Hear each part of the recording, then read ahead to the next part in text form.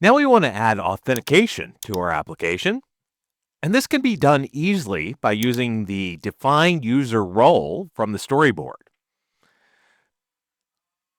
This will open the authorization editor where we can define specific authorizations and roles at the service or the entity level.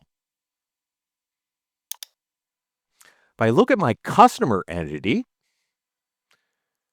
we can see that it currently needs the authenticated user only. I can go ahead and add a new role specific to this one entity.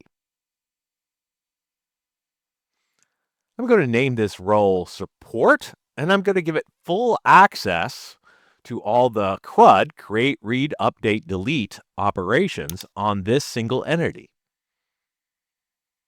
From here, I could also see the code that was generated.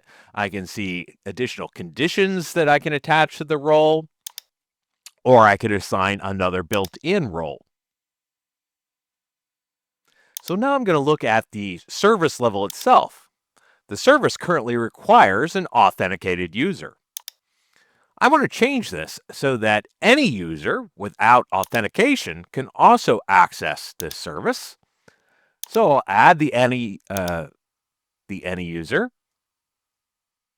and then I'll simply delete the authenticated user role because having them both would be detrimental. It wouldn't make sense. So now I have a service that can be accessed without authentication, but I need a special role with authentication to access the customer entity.